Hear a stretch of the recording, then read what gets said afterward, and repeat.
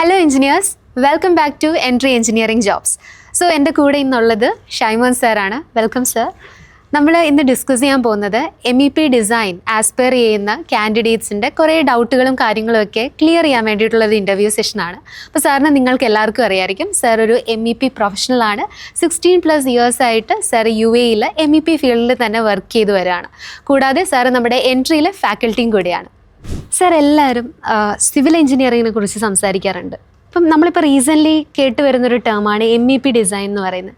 എന്താണ് ഈ ഒരു MEP ഡിസൈൻ? ആക്ച്വലി ബിൽഡിംഗ് കൺസ്ട്രക്ഷനിൽ ഈ MEP ഡിസൈൻ്റെ റോൾ എന്താണ്?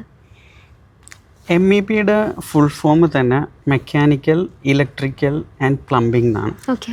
അതിലൊരു ബിൽഡിംഗ് കൺസ്ട്രക്ഷൻ റിലേറ്റഡ് ആയിട്ടുള്ള അല്ലെങ്കിൽ ബിൽഡിംഗ് ആൻഡ് ഇൻഫ്രാസ്ട്രക്ചർ റിലേറ്റഡ് ആയിട്ടുള്ള ഡിസൈൻ, എക്സിക്യൂഷൻ ആൻഡ് മെയിൻ്റനൻസ്, ഇതിൽ വരുന്ന ഡിഫറെൻറ്റ് സർവീസസ്. ഇപ്പോൾ മെക്കാനിക്കലിലാണെന്നുണ്ടെങ്കിൽ HVAC ഒരു പ്രധാനപ്പെട്ട സർവീസാണ്. ഓക്കെ.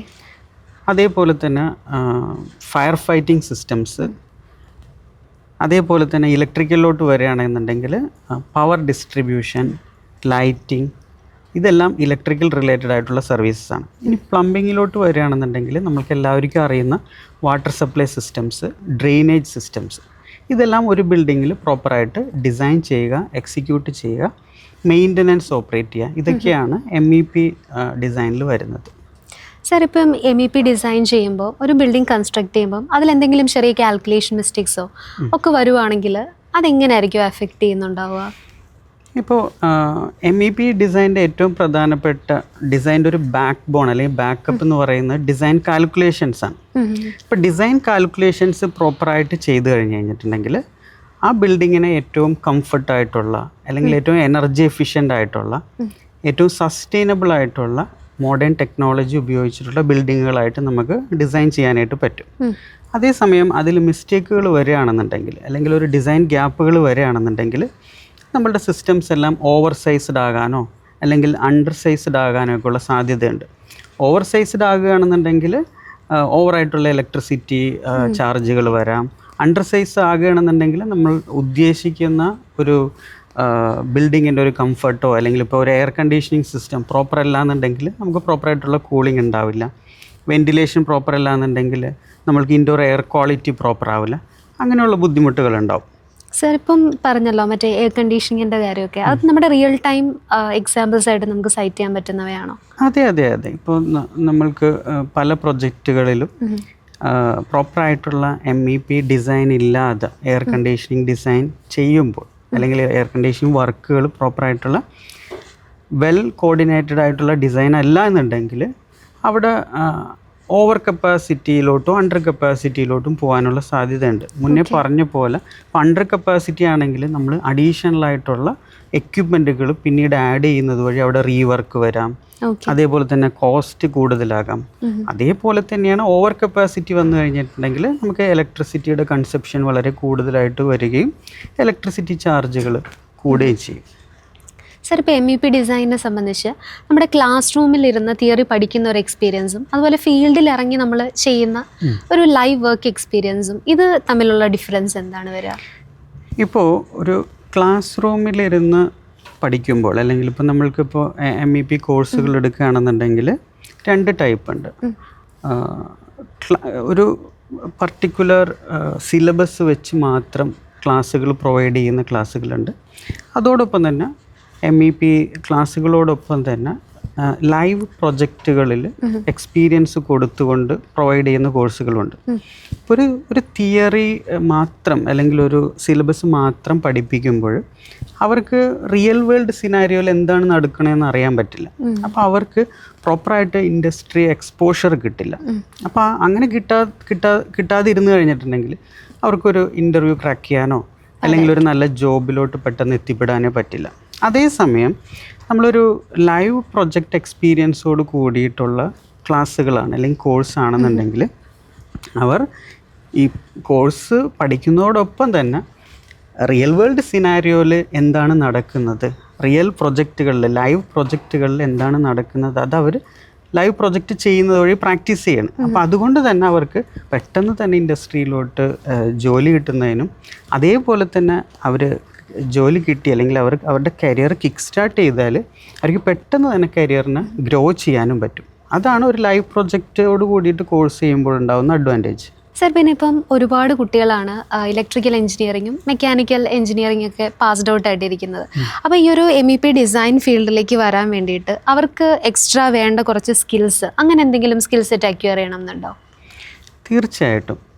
ഇപ്പോൾ നമ്മളുടെ ഒരു എൻജിനീയറിങ് സിലബസ് എടുത്തു കഴിഞ്ഞാൽ അതൊരു വലിയൊരു സിലബസാണ്. അത് ഒട്ടും തന്നെ ഒരു സ്പെഷ്യലൈസ്ഡ് ആയിട്ടുള്ള ഇൻഡസ്ട്രി ഓറിയൻറ്റഡ് ആയിട്ടുള്ള ഒരു സിലബസ് അല്ല. ഇപ്പോൾ MEP ഫീൽഡിലോട്ട് നമ്മൾക്ക് നല്ലൊരു കരിയർ കിക്ക് സ്റ്റാർട്ട് ചെയ്യണമെന്നുണ്ടെങ്കിൽ അതിൽ വേണ്ട ടെക്നിക്കൽ സ്കിൽ സെറ്റുകൾ, സോഫ്റ്റ്വെയർ നോളജ്, അതേപോലെ തന്നെ കോഡ് ഓഫ് പ്രാക്ടീസസ്, ഇതെല്ലാം തന്നെ കറക്റ്റായിട്ട് എങ്ങനെയാണ് ഡിസൈനിൽ ഇംപ്ലിമെൻറ്റ് ചെയ്യുന്നതെന്ന് പഠിച്ചാൽ മാത്രമാണ് നമുക്ക് പ്രോപ്പറായിട്ടുള്ള കരിയർ കിക്ക് സ്റ്റാർട്ട് ചെയ്യാനായിട്ട് പറ്റുന്നത്. അപ്പം അതുകൊണ്ട് തന്നെ പ്രോപ്പറായിട്ടുള്ള MEP design knowledge, software knowledge, അതേപോലെ തന്നെ കോഡ് ഓഫ് പ്രാക്ടീസസ്, സ്പെസിഫിക്കേഷൻസ്, ഇതെല്ലാം കറക്റ്റായിട്ട് പഠിച്ച് അതിനുശേഷം കരിയറിലോട്ട് കിടക്കുന്നതായിരിക്കും എപ്പോഴും നല്ലത്. സർ, ഇപ്പോൾ ഈ ഗൾഫ് കൺട്രീസിലൊക്കെ MEP എഞ്ചിനീയേഴ്സിന് നല്ല ഡിമാൻഡ് ഉണ്ടെന്ന് കേൾക്കുന്നുണ്ട്. അപ്പോൾ അതിൻ്റെ ഒരു സത്യാവസ്ഥ എന്താണ്? ശരിക്കും ഡിമാൻഡ് ഉണ്ടോ അവിടെ പോയാൽ? തീർച്ചയായിട്ടും. ഇപ്പോൾ MEP എഞ്ചിനീയറിംഗ് മാത്രമല്ല, നമ്മുടെ കൺസ്ട്രക്ഷൻ റിലേറ്റഡ് ആയിട്ടുള്ള എല്ലാ എഞ്ചിനീയറിംഗ് ഫീൽഡിലുള്ളവരുടെയും ഒരു ഹെവനാണ് മിഡിൽ ഈസ്റ്റ് എന്ന് പറയുന്നത്, അല്ലെങ്കിൽ ഗൾഫ് റീജിയൻ എന്ന് പറയുന്നത്. അവിടുത്തെ ഏറ്റവും പ്രധാനപ്പെട്ട പ്രത്യേകത എന്ന് പറയുന്നത് അൺപ്രസിഡൻറ്റഡ് ആയിട്ടുള്ള കൺസ്ട്രക്ഷൻ ബൂമാണ്. അവിടെ വളരെ അഡ്വാൻസ്ഡ് ആയിട്ടുള്ള സിസ്റ്റംസാണ്, അപ്ഗ്രേഡഡ് ആയിട്ടുള്ള സിസ്റ്റംസാണ്, എനർജി എഫിഷ്യൻറ്റ് ബിൽഡിങ്ങുകളാണ്, സസ്റ്റൈനബിൾ ബിൽഡിങ്ങുകളാണ് അവിടെ കൺസ്ട്രക്ട് ചെയ്തുകൊണ്ടിരിക്കുന്നത്.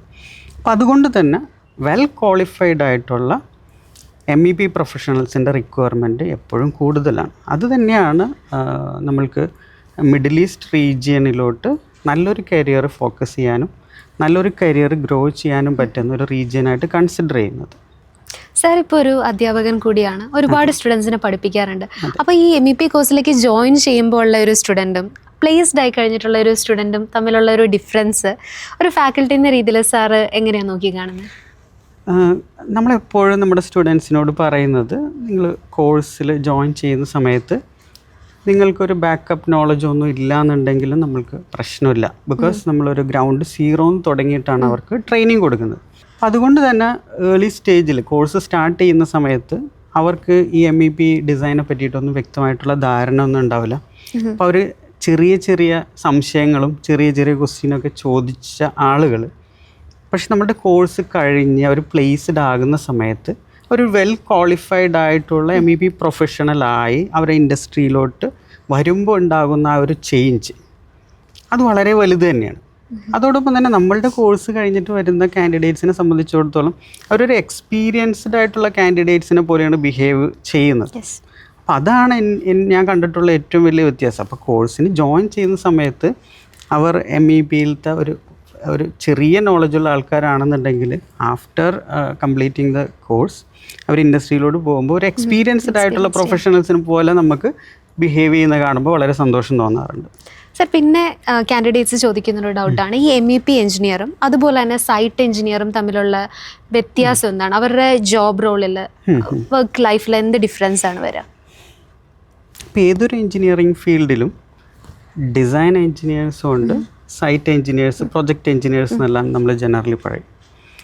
അപ്പോൾ ഡിസൈൻ എഞ്ചിനീയേഴ്സും സൈറ്റ് എഞ്ചിനീയേഴ്സും തമ്മിലുള്ള വ്യത്യാസം എന്താണെന്ന് വെച്ച് കഴിഞ്ഞാൽ അവരുടെ റോൾസ് ആൻഡ് റെസ്പോൺസിബിലിറ്റിയിലുള്ള വ്യത്യാസമാണ്. അപ്പോൾ ഒരു പ്രൊജക്റ്റിൻ്റെ ഒരു ഏർലി സ്റ്റേജിൽ ഒരു ഡിസൈൻ്റെ കോൺസെപ്റ്റിലിരുന്ന് ആ പ്രൊജക്റ്റിനെ ഡിസൈൻ ചെയ്ത് ഡിസൈൻ ഡെവലപ്പ് ചെയ്ത് ഒരു ഡിസൈൻ പാക്കേജ് ആക്കി ഒരു പ്രൊജക്റ്റ് എക്സിക്യൂട്ട് ചെയ്യുന്നതിന് വേണ്ടിയിട്ടുള്ള ഒരു ഡിസൈൻ പാക്കേജ് ആക്കുന്നത് വരെയാണ് ഒരു ഡിസൈൻ എഞ്ചിനീയറിൻ്റെ റോൾസ് ആൻഡ് റെസ്പോൺസിബിലിറ്റീസ് വരുന്നത്. അതിൽ ഡിഫറെൻ്റ് ആയിട്ടുള്ള ഡിസൈൻ കാൽക്കുലേഷൻസ് ഉണ്ടാവും, ഡ്രോയിങ് പ്രിപ്പറേഷൻസ് ഉണ്ടാവും, സ്പെസിഫിക്കേഷൻ പ്രിപ്പറേഷൻസ് ഉണ്ടാവും, അങ്ങനെ തുടങ്ങിയിട്ടുള്ള ഡിസൈൻ വർക്കുകളാണ് കൂടുതലായിട്ട് വരുന്നത്.